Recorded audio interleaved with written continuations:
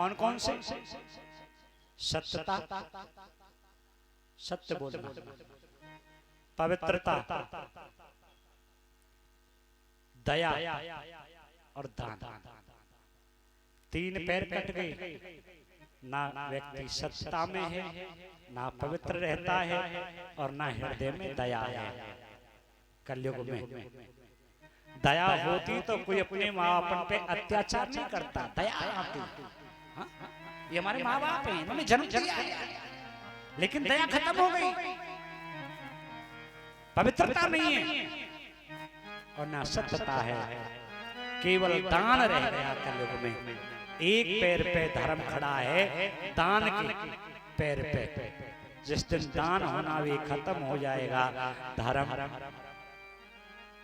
नहीं रहेगा, और धर्म नहीं रहेगा, पृथ्वी भी नहीं रहेगी, पृथ्वी जल में डूब जाएगी। कल की कथा आप सुनोगे कि भगवान ने पृथ्वी को जल में किससे रोका, कैसे रोका। कल भगवान का 12 अवतार होगा। इतने में ही गौ बोली, बेटा तेरे पैर किसने काटे? लेकिन ये धर्म है, धर्म पड़ोसी पे आक्षेप नहीं लगाता, रिश्तेदारों को जिम्मेदार नहीं ठहराता। जैसे हम करते हैं, इन्होंने हमारे साथ ऐसा कर दिया, ये नहीं होते तो हमारे साथ ऐसा नहीं होता, ये हमारी सोच है। लेकिन धर्मात्मा व्यक्ति कभी दूसरे पे आक्षेप नहीं लगाता। धर्म क्या कहता है? माँ मेरे कर्म ही ऐसे रहे होंगे, मेरे कर्मों ने ही मेरे पैर काटे हैं, किसी का दोष नहीं है, क्योंकि मेरे कर्म ऐसे रहेंगे, क्योंकि कर्मों से ही मुझे फल मिला है। और हर व्यक्ति अपने कर्मों का फल भोग रहा है, किसी का दोष नहीं, ना माँ का दोष, ना पति का दोष, ना भाई का दोष, सब अपने कर्मों का फल भोग रहे हैं।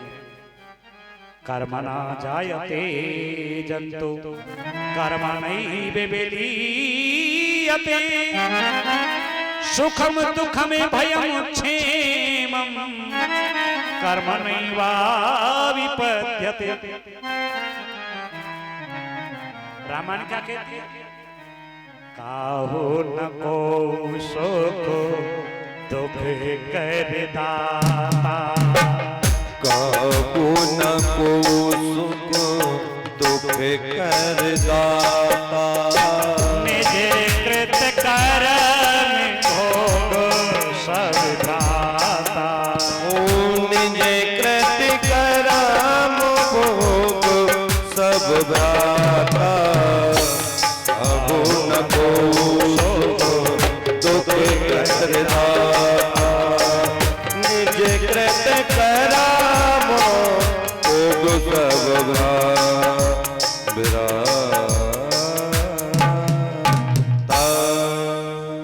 दूसरे पे दोष लगाना छोड़ दो, ये अज्ञान है। जो कुछ हमारे साथ हो रहा है वो हमारे कर्म है, उनका फल मिल रहा है, ये सत्यता है, उसे स्वीकार कर लो। और दूसरे पे आक्षेप लगा करके, दूसरे को दोषी ठहरा करके आप इस जन्म में फिर पाप कमा रहे हो, फिर आगे फल मिलेगा। ये सत्यता है, ये हमारे कर्म ही हम भोग रहे हैं, कोई किसी का कर्म नहीं भोगता। पत्नी अपना कर्म भोगती है, पति अपना कर्म भोगता है, माँ अपना कर्म भोगती है, बेटा अपना भोगता है, बेटी अपना भोगेगी, क्योंकि सबके अपने अपने कर्म लेकर के आए हैं। जैसा करेगा वैसा भरना पड़ेगा। भागवत इस दुख के सागर पे उछालती है, बचाती है। इतने में एक काला काला पुरुष आया और बैल को, गऊ को लात मारी और बैल के चौथे पैर को तोड़ रहा है। महाराज परीक्षित ने देखा, ये पापी मेरे राज्य में धनुष मान लिए, मैं तुझे नहीं छोड़ूंगा। भयभीत होकर के कलयुग 10 दिशाओं में गया, लेकिन कहीं शरण ना मिली। महाराज परीक्षित की शरण में आकर के लौट गया। त्राही राम महाराज रक्षा करो। परीक्षित जी महाराज बड़े दयालु थे। कहा कि कलयुग तू मेरे राज में नहीं रह सकता, क्योंकि मेरे राज में अधर्मी लोग नहीं रह सकते। कहीं दूर चला जा। महाराज कहाँ जाऊं? जहां से सूर्य उदय होता है और सूर्य छुपता है, वहां तक आपका राज है, चक्रवर्ती सम्राट है। कोई जगह बता दो, वहां गुजारा कर लूंगा। महाराज परीक्षित ने 4 जगह दे दी। ध्यान देना, कहीं उन जगह पे हम तो नहीं रहते, उन जगह पे कहीं